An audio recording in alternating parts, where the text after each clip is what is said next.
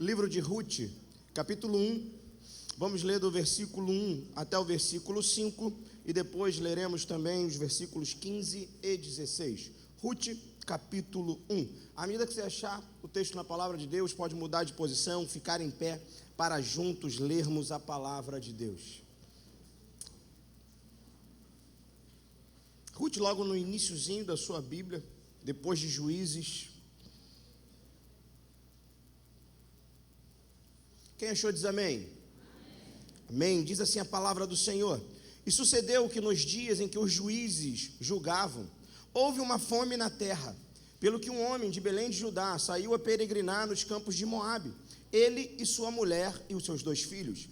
E era o nome deste homem Elimeleque, e o nome de sua mulher Noemi, e os nomes de seus 2 filhos Malom e Quilion, efrateus de Belém de Judá, e vieram aos campos de Moabe e ficaram ali. E morreu Elimeleque, marido de Noemi, e ficou ela com seus 2 filhos, os quais tomaram para si mulheres moabitas, e era o nome de uma Orfa, e o nome da outra Ruth, e ficaram ali quase 10 anos, e morreram também ambos, Malom e Quilion, ficando assim esta mulher desamparada dos seus 2 filhos e de seu marido. Agora, pulemos para o versículo 15, que diz assim: Pelo que disse: Eis que voltou tua cunhada ao seu povo, e aos seus deuses volta tu também, após a tua cunhada. Disse, porém, Ruth: Não me instes para que te deixe e me afaste de ti, porque aonde quer que tu fores, irei eu, onde quer que pousares à noite, ali pousarei eu. O teu povo é o meu povo, o teu Deus é o meu Deus. Senhor nosso Deus e nosso Pai, aqui estamos nessa noite, Deus, gratos por tudo que o Senhor já tem feito, por tudo que o Senhor tem realizado e pela tua graça derramada sobre nós. Pedimos uma vez mais que o teu Espírito Santo fale ao nosso coração, que não seja somente, Senhor, um discurso humano, que não seja somente, ó Deus de amor, conceitos meramente para alcançar, ó Deus, emoção e intelecto, mas que seja a tua palavra que tem poder para transformar vidas, que a tua palavra encontre, Senhor, a nossa mente, o nosso coração, a nossa vida, o nosso comportamento, as nossas convicções, que a tua palavra, Senhor, possa gerar tudo aquilo que o Senhor tem sonhado e projetado para essa noite. É o que nós te pedimos e desde já lhe agradecemos em nome de Jesus, amém e amém. Podeis assentar, querido. Ao sentar, vira para essa pessoa abençoada que está aí do seu lado, antes de falar, dá o melhor sorriso que você tem para ela. Tem dias, né, que a gente passa um dia inteiro e não recebe um sorriso, não é verdade? Tem dias que parece que a gente encontra só com pessoas mal-humoradas. Tem dia que a gente dá bom dia e a primeira pessoa que a gente encontra é alguém que a gente fala assim, você dá bom dia, a pessoa fala, bom dia por quê? O que está acontecendo? O que foi? Né? É difícil um sorriso, é difícil um afago. E o Deus que nós servimos é um Deus que nos abraça, é um Deus que nos acolhe, é um Deus que sorri, e é um Deus que quer ver sempre no nosso lábio, no nosso semblante, um sorriso, mesmo em momentos de dificuldade, de angústia e de problema. E o livro de Ruth fala sobre isso.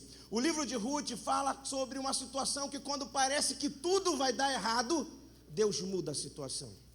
Quando parece que não tem mais jeito, o Senhor, Ele vem, reescreve a história e reconduz. Não é cinema, não é novela, não é Hollywood, mas o Senhor vai reescrevendo a nossa história. E o gênero literário de Ruth, né, no Antigo Testamento, quanto também no Novo Testamento, há gêneros literários diferentes ao longo dos 66 livros da Bíblia. E o gênero literário do livro de Ruth é um gênero literário de novela, onde a cada capítulo há uma mudança de cenário, há uma mudança de personagens, e ali o Senhor conduzindo toda a trama da vida de Ruth.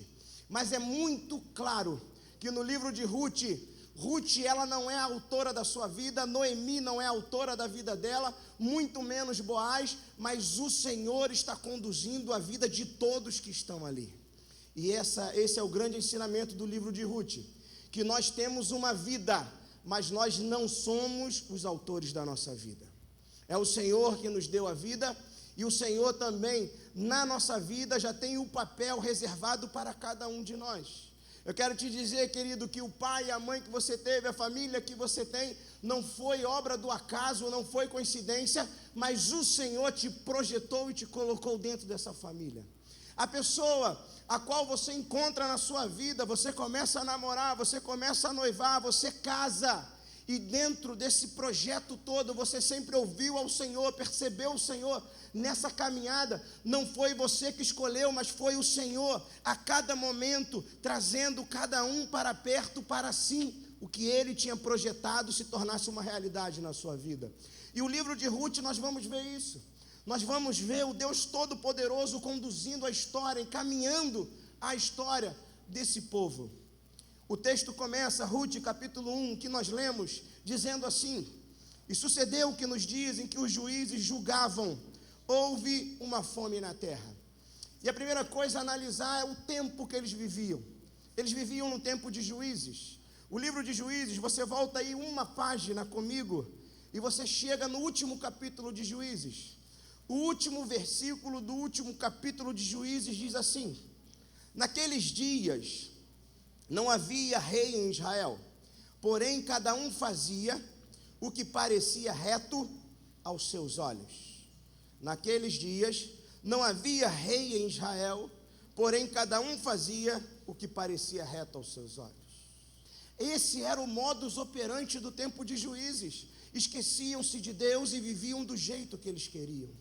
Só que em meio a um tempo de infidelidade, o Senhor começa a contar uma história de fidelidade. E é sobre isso que nós vamos falar aqui nessa noite. Que não é porque o cenário é de infidelidade, não é porque o cenário é de corrupção, que a gente também caminha dessa forma e por essa estrada, mas que o Senhor nos chama e o Senhor nos planta nessa geração para que no tempo de infidelidade nós sejamos aqueles que permaneceremos fiéis ao Senhor.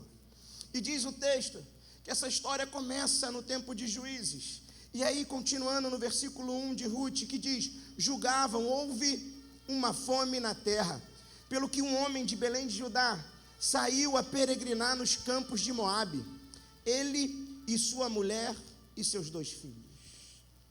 O versículo 1 fala que chegou a crise em Moabe, em Belém de Judá. Chegou uma crise chamada fome em Belém de Judá. Diz o texto que a fome não chegou somente na casa de Elimeleque, de Noemi e de seus filhos, mas diz que a fome assolou toda Belém de Judá. Não foi uma crise que Elimeleque criou com as suas mãos, não. Porque há crises, querido, que nós passamos na nossa vida. Se quando a gente volta 3 páginas atrás, nós entendemos se há uma crise instaurada na nossa vida, mas fomos nós com escolhas e decisões equivocadas que nos colocamos na crise. Porém, essa crise que Elimeleque está vivendo com a sua família, não foi uma crise que ele criou, mas uma crise que todos foram acometidos por ela, que veio uma grande fome sobre Belém de Judá. E qual é o problema, pastor? O que acontece? O que esse texto nos ensina? Nos ensina que na vida nós iremos enfrentar crises. Vira para quem está do teu lado e fala: na vida nós iremos enfrentar crises. Que isso, pastor? Então eu fui enganado. Alguém me disse que quando eu caminhasse com Jesus, eu andasse com Jesus, só seria vitória, só seria triunfo, só seria alegria. Então eu quero te dizer que realmente te enganaram, porque haverá crise sim. Na nossa caminhada rumo ao céu, rumo à eternidade, haverá crise. Haverá momentos que nós iremos provocar a crise e estaremos vivendo uma crise. E haverá momento que a crise, ela acometerá a todos que estão passando por aquele processo. Hoje o Brasil passa por um período de crise, estamos num período de crise desde 2015. Uma crise financeira, uma crise na clareza, no tratamento sobre situações públicas. Vivemos uma crise que gera também desempregados no Brasil, então isso tem acometido a todos. E assim também acontecia em Belém de Judá, fome. E aquela crise, e toda crise que nós passamos, sempre recai sobre nós como resolver esse problema. E o grande erro de Elimeleque foi como ele foi resolver o problema. Elimeleque, em vez de utilizar algo chamado sabedoria, Elimeleque utilizou algo chamado pressa. E eu quero dizer para você, querido, que na crise, na hora do problema, ainda que a crise seja muito volumosa, ainda que a crise seja degenerativa, você não pode ter pressa para solucionar. Você precisa de sabedoria da parte de Deus para solucionar o problema. Elimeleque olha para aquele cenário de fome e ele diz: eu vou resolver esse problema, porque eu sou o sacerdote do lar, porque eu sou aquele que tem que prover. Até aí estava tudo certo, até aí nós concordamos com Elimeleque, porém, ele diz: eu vou para Moabe, porque em Moabe tem comida, porque em Moabe há fonte de águas onde nós não teremos problema. O problema, querido, é quem era Moabe. Se nós voltarmos na nossa Bíblia e ler lá no livro de Êxodo, quando o povo de Israel sai do Egito, o povo de Israel está caminhando pelo deserto, e eles passam por Moabe, e ali eles pedem um tempo de guarida em Moabe, eles pedem um pouco de comida, um pouco de água, e os moabitas os hostilizam e dizem: sai daqui, aqui vocês não vão descansar, aqui vocês não vão comer, e aqui vocês não vão beber nada.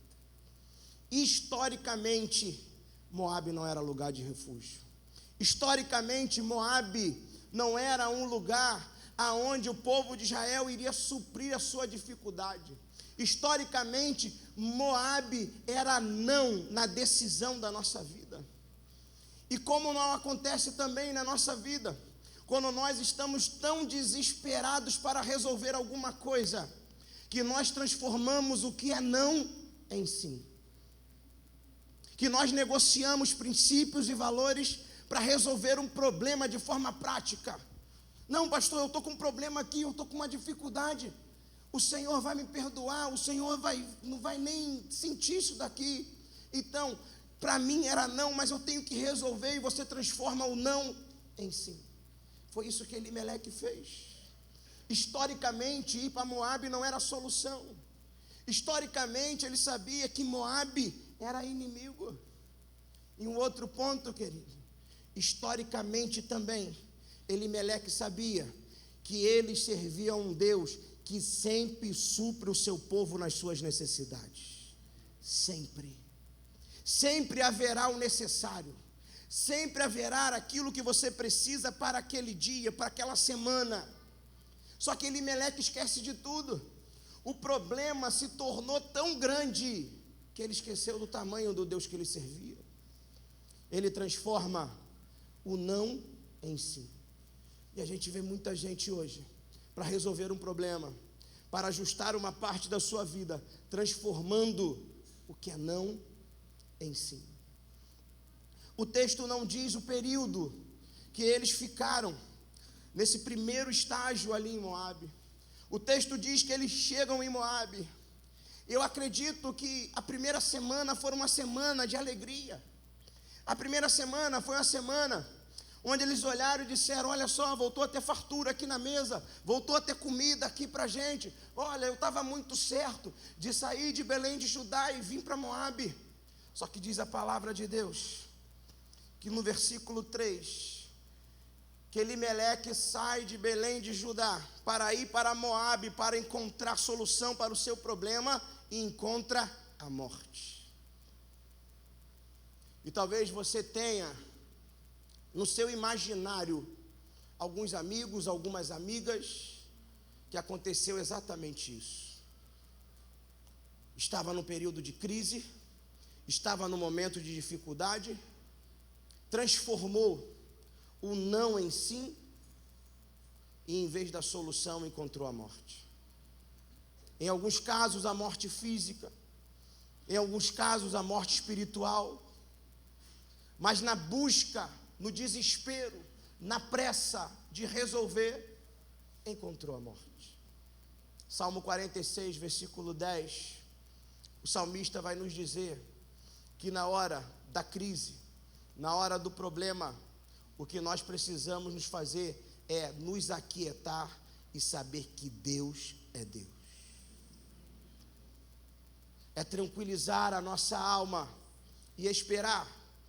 Porque todas as vezes que nós oramos, que nós clamamos, intercedemos ao Senhor, o Senhor Ele tem 3 respostas para nos dar, querido. Há momento que nós oramos, clamamos, intercedemos ao Senhor, e o Senhor do alto do céu, Ele diz sim, e nos abençoa, e aquilo que oramos acontece. Há momento também que nós oramos ao Senhor, clamamos e pedimos, e Deus no mesmo momento também diz, é não.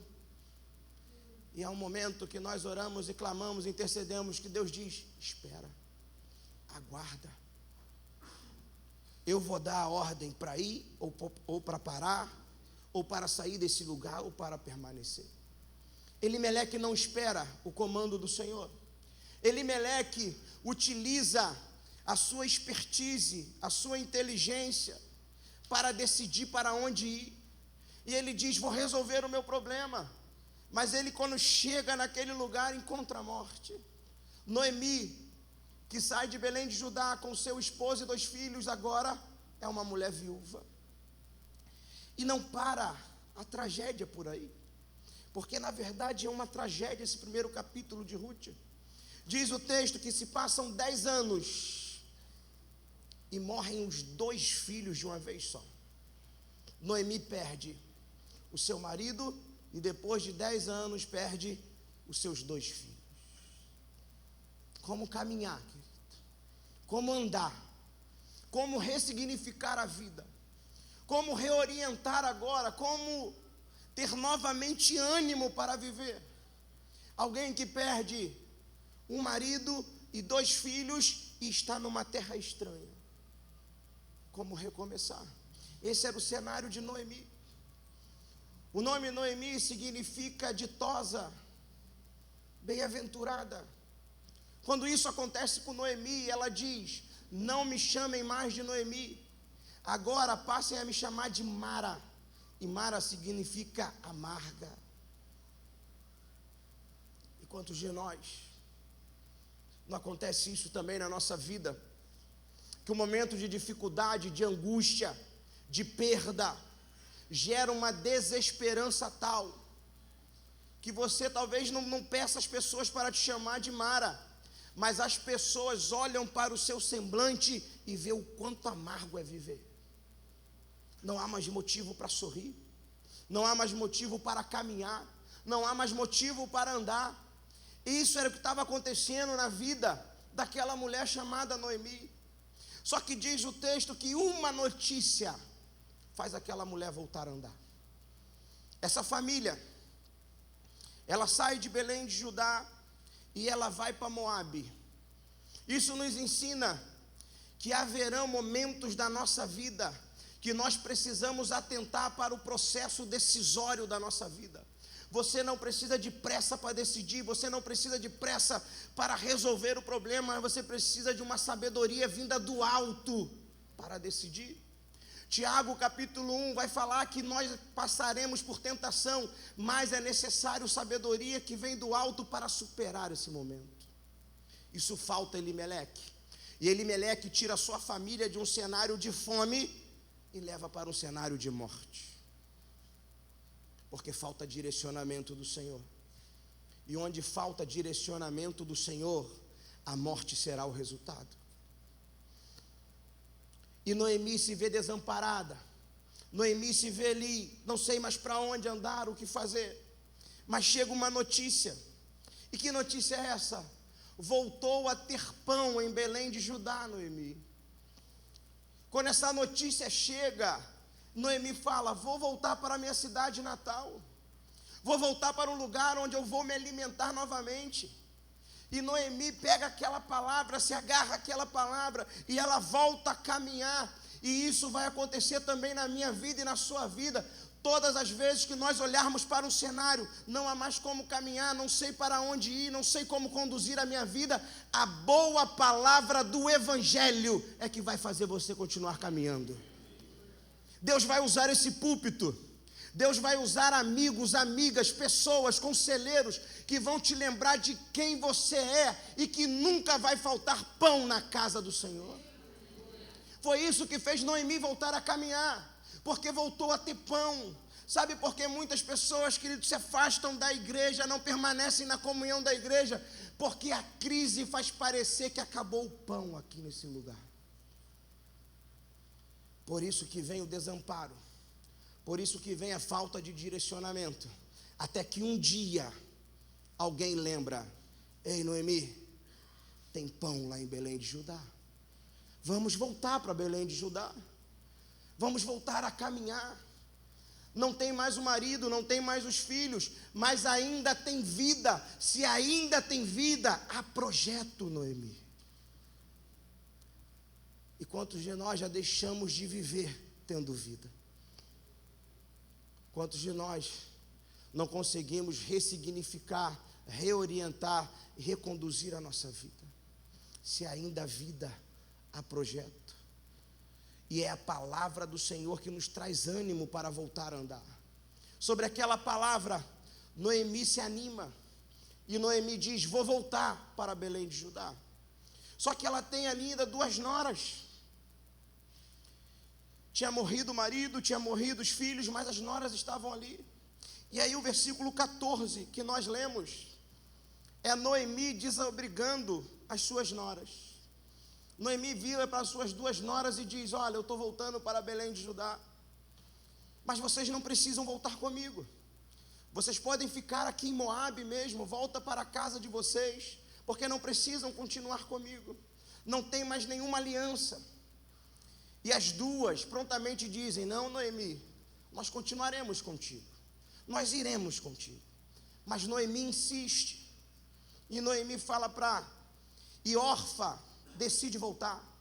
E Noemi vira para Ruth, aqui, a nora que sobra, e diz assim no versículo 15: pelo que disse, eis que voltou tua cunhada ao seu povo e aos seus deuses, volta tu também após a tua cunhada. Noemi vira para Ruth e diz: olha, Orfa já foi, por que você também não volta para o seu povo? Me deixa voltar sozinho. E a gente olha para o texto, a gente até diz: poxa, Orfa abandonou Noemi, Orfa deixou Noemi, não fez igual Ruth. Mas, querido, se a gente analisa toda aquela situação de forma fria, a gente também ia embora, porque tudo que estava à volta de Noemi morria. Morreu o marido, morreu os 2 filhos. Quem Noemi tem agora? Noemi tem a Orfa e tem Ruth. O Senhor também vai tirar a Orfa e Ruth de Noemi. Orfa volta, Orfa rompe com a aliança. Mas Ruth diz aí no versículo 16, e para mim é uma das declarações mais lindas da palavra de Deus. Ruth, creio que olha dentro dos olhos de Noemi e diz assim: disse, porém, Ruth, não me instes para que te deixe e me afaste de ti, porque aonde quer que tu fores, irei eu, e onde quer que pousares à noite, ali pousarei eu. O teu povo é o meu povo, o teu Deus é o meu Deus. Ruth faz uma aliança com Noemi. Noemi já estava pronta para voltar a caminhar. Só que quando Ruth diz: Noemi, você não vai sozinha, eu vou contigo. Sabe o que Ruth representa? Ruth representa um abraço acolhedor de Deus em Noemi, dizendo: você não vai perder mais nada, e a partir de agora eu caminho contigo até o final da sua vida. E não é assim que em muitos momentos da nossa vida Deus faz. Momentos que você está ali desfalecido, momentos que você não sabe mais como caminhar e andar, e você recebe um abraço da parte de Deus. Deus, ele vem, te abraça e te diz: vamos continuar caminhando, vamos continuar andando. E foi isso que Ruth fez na vida de Noemi. Mas o que me chama a atenção também, que relacionamento Noemi estabelece com Ruth, a ponto dessa mulher querer continuar caminhando com ela. Diz o texto que foram 10 anos de convivência, 10 anos que Ruth permaneceu casada com um dos filhos de Noemi. Durante aqueles 10 anos, Noemi e Ruth conviviam junto nas tarefas diárias. Elas faziam tudo da casa, elas faziam todas as obrigações. E por certo, naqueles 10 anos de convivência, Noemi transmitiu a Ruth todo o amor que ela tinha por Deus. Ruth, quando tem aquela oportunidade, ela diz assim: eu não posso me afastar de Noemi, porque a vida de Noemi abençoa a minha vida. A relação de Noemi com Deus era tão intensa que alcançava a vida de Ruth. E Ruth diz: eu não posso abrir mão desse relacionamento. Eu vou caminhar contigo, Noemi, porque essa amizade me abençoa. Isso nos fala, querido, que tipo de relacionamentos nós temos travado na nossa caminhada. Há pessoas que valia a pena caminhar junto e que você deixou ir embora. Há pessoas que valia a pena estar do seu lado, porque aquela pessoa abençoava a sua vida com a presença de Deus, mas talvez por uma falta de perdão, talvez por um orgulho, por uma soberba, houve um desentendimento e foi cada um para um lado. Esse texto nos faz olhar com mais carinho para as relações que nós travamos. Da gente parar agora nesse momento que a mensagem está sendo pregada e você lembrar que pessoas fazem diferença na minha vida hoje. Que pessoas eu não posso abrir mão de caminhar junto. Que pessoas agregam e que me fazem melhor a cada dia. Pessoas desse jeito eu tenho que investir. Pessoas desse jeito eu tenho que declarar fidelidade. É isso que Ruth faz. Ruth diz: você quer que eu volte, mas pelo contrário eu vou declarar fidelidade a você e vou caminhar contigo. Porque a sua vida me abençoa, porque a sua relação com Deus fez eu passar a amar o seu Deus. E nessa relação, o Senhor nos convida a ser como Noemi e ser como Ruth.